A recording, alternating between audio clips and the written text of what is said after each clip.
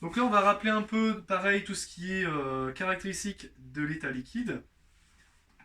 Donc sur l'écran juste en dessous de vous. Donc l'état liquide, premièrement, il n'a pas de forme propre. Donc il prend la forme du récipient qui le contient. Je peux modifier la forme d'un liquide d'une seconde sur l'autre en bougeant le récipient, l'inclinant, etc. Il ne peut être saisi, donc je ne peux saisir un liquide avec la main forcément. Si on essaye de prendre un petit peu d'eau, par exemple on prend sa douche, on essaye de prendre un petit peu d'eau, on voit très bien qu'au bout d'un moment l'eau s'infiltre dans les interstices de nos mains et on finit par ne plus avoir d'eau dans les mains. Donc on ne peut pas la saisir. On ne peut pas, enfin l'état liquide ne garde pas son volume, donc forcément si j'essaye de mettre, alors je ne l'ai pas fait mais je vais le vous faire maintenant, si j'essaye de mettre un peu de liquide dans cette seringue et que j'essaye d'appuyer sur le piston, en fait on va voir que le volume de liquide dans cette seringue en fait ne va pas varier, il ne va pas diminuer, il ne va pas augmenter et donc on peut dire que le liquide est incompressible. Voilà. Donc, je vais vous le faire juste maintenant. Voilà. Donc j'ai mis à peu près 20 millilitres d'eau sous forme liquide en rouge. Et donc je vais essayer d'appuyer dans le récipient qui se situe juste en dessous de moi sur le piston, de sorte à essayer justement de diminuer son volume. Alors je vais peut-être même le faire à la caméra. Je ne vais pas appuyer trop fort sinon je vais en avoir partout. Hop. Donc j'essaye d'appuyer. Donc on voit que le piston ne bouge pas. Le piston ne bouge pas, ça signifie bien que un matériau à l'état liquide, donc on ne peut pas faire varier son volume, on ne peut pas le diminuer, on ne peut pas l'augmenter, il est incompressible. Ça c'est une caractéristique essentielle. Il a donc une surface plane et horizontale. Donc plane, je rappelle que c'est sous forme de plan, c'est-à-dire qu'il n'y a pas de courbe, il n'y a pas de courbure au niveau de sa surface, c'est bien sous forme de plan. Et donc horizontale, la perpendiculaire à la verticale, que vous avez vu normalement en mathématiques.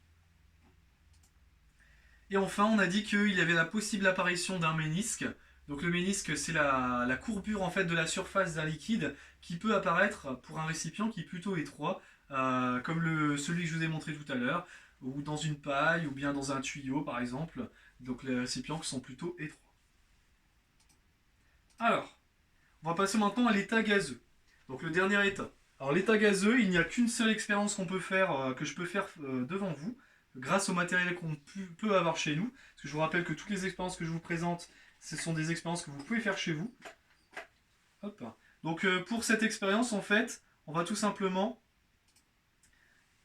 faire entrer de l'air dans cette seringue, comme on l'a fait en classe. Donc là, je vais mettre un volume de 60 millilitres, comme ceci. Je vais vous montrer. Donc 60 millilitres, donc le curseur est sur 60, et je vais mettre un des doigts sur l'ouverture de la seringue, je vais appuyer le plus fort possible sur le piston, et je vais essayer. Hop. Donc là je suis arrivé à 30 millilitres, donc là je suis au maximum. Hop. Donc le piston il reprend sa forme d'origine. Donc on voit que je peux diminuer le volume d'un gaz sans problème. Donc là j'ai réussi à diminuer de moitié le volume d'un gaz en passant de 60 ml à 30 ml. Du coup le gaz, on peut dire qu'il est compressible. Alors on peut également dire une chose importante sur un gaz, un constat qu'on peut faire. Si je mets ma tête au niveau du sol de cette pièce par exemple, je peux respirer de façon normale, c'est-à-dire qu'il y a du dioxygène qui est au niveau du sol. Si je monte sur une chaise ou sur un canapé, je peux toujours respirer de façon convenable, c'est-à-dire qu'il y a également du dioxygène sur le haut de ma pièce. Ça veut dire que le dioxygène, il occupe tout l'espace disponible, tout l'espace qu'on lui offre, sans forcément de limitation. Alors il faut bien sûr voir ça avec un œil critique. Si on va en haut du mont Everest par exemple, qui est à une altitude assez grande, forcément, on va avoir du mal à respirer. C'est-à-dire que le dioxygène commence à se raréfier et ça c'est un phénomène dû essentiellement à la gravité de la Terre.